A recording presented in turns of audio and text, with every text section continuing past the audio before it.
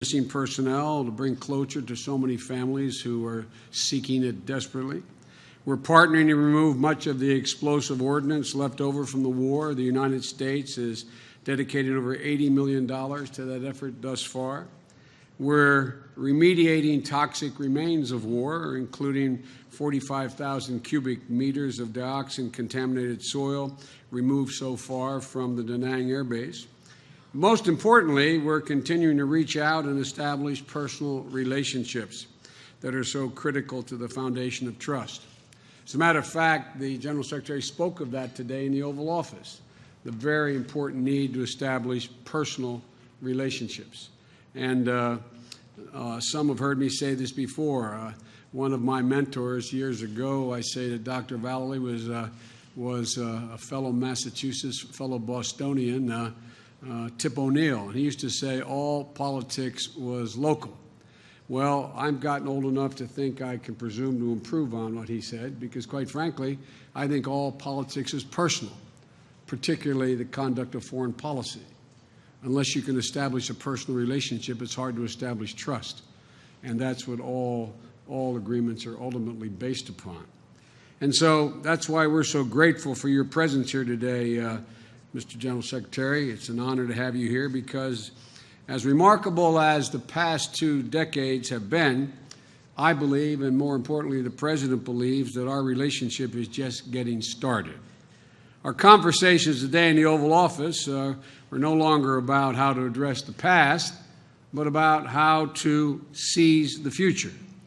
That's why President Obama and President Tsang launched the Comprehensive Partnership 2 years ago.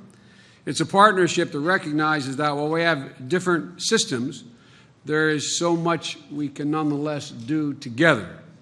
And it's a partnership that welcomes the participation of many voices, including Vietnamese Americans, many of whom are here today. And we will continue to have challenging conversations while respecting each other's viewpoints and system, but that's how we've gotten to where we are today. And that's how we'll continue to build this relationship for tomorrow. We'll continue to find ways to expand our economic relationship and become stronger partners on key global issues related to the environment, science, technology, and to health. And we look forward to a future with a strong, independent, prosperous Vietnam that respects human rights and the rule of law. Over the next 20 years, our strong cooperation on climate change, sustainable development, clean energy in the Mekong region, all these will exemplify the promise of our deepening partnership. And we'll continue to build our bilateral relationship, including in defense, maritime security, civil nuclear programs, and humanitarian assistance and disaster relief. They're all part of this burgeoning relationship. And as we continue our nation's, the U.S. rebalance strategy to the Asia-Pacific region, partners like Vietnam have never been more consequential than they are today. We have shared interest in peace and stability of the region, shared interest in a prosperous ASEAN, and strengthening relationships between our 2 countries. But I think the most important step our 2 countries can take this year is to build our economic progress and deepen our economic relations, to include the Trans-Pacific Partnership, and work to ensure its full implementation. There's more work to do, but after 5 years of negotiations, we're hopeful that we'll be able to achieve this goal in the coming weeks. This agreement will open up markets, promote innovation, economic growth and development, and support jobs both in Vietnam and the United States.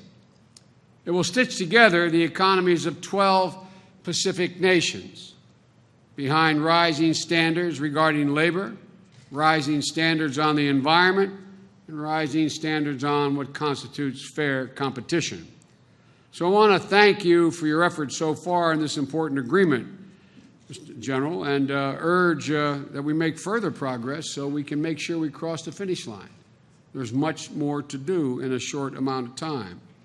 This relationship is both broad and it's also diverse. And I want to heighten a few other areas where we're working together including some agreements we've signed during the General Secretary's visit. First, a Memorandum of Understanding, or MOU, to help with the prevention, the early detection, and response to dangerous pathogens.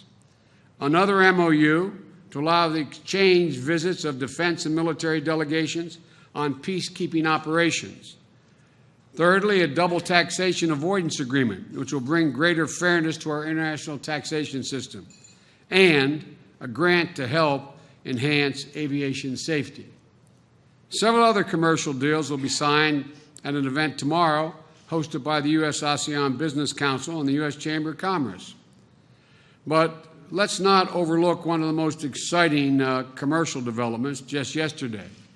Boeing and Vietnam Airlines marked a new milestone in their partnership by commemorating Boeing's first 789-D Dreamliner delivery, and they announced their intention to explore further sales, committing the parties to work toward the sale of an estimated $7 billion in aircraft. And I understand an additional agreement between Boeing and Vietjet is underway, with a memorandum to be signed tomorrow, which, once fully negotiated, could be worth another $6 billion. And earlier this year, we signed an MOU in Hanoi that will help Vietnam create a competitive electric market by promoting private sector investment in energy infrastructure. I'm also pleased, but not as pleased as my friend Dr. Vallely is, I'm also pleased that the government of Vietnam will grant a license to allow a new Fulbright University Vietnam to begin the construction and investment process at a 15-hectare site in the Saigon Hanoi Tech Park, High-Tech Park. If you excuse, we used to say a point of personal privilege. I've had to listen to Dr. Vallely on this for the last 15 years. We've been friends for 40, but for the last 15 years. So, Tommy, I hope it ends the phone calls on this. At any rate, it's as someone once said, it's a big deal. It's these people-to-people exchanges, including 17,000 Vietnamese students, as the General Secretary mentioned today in the Oval Office, currently studying our universities and colleges, that give me the greatest optimism for the future of our relationship. The young people of our nations are unburdened by the past, as some of my generation, and they're relentlessly driven by the future. So I'd like to raise a glass. Here we go. I'd like to raise a glass to the limitless future of our relationship. And the great Vietnamese poet Nguyen Du had written, "Thank heaven we're here today to see the sun through the parting fog and clouds," because it is parting. We're here. Mr. General Secretary.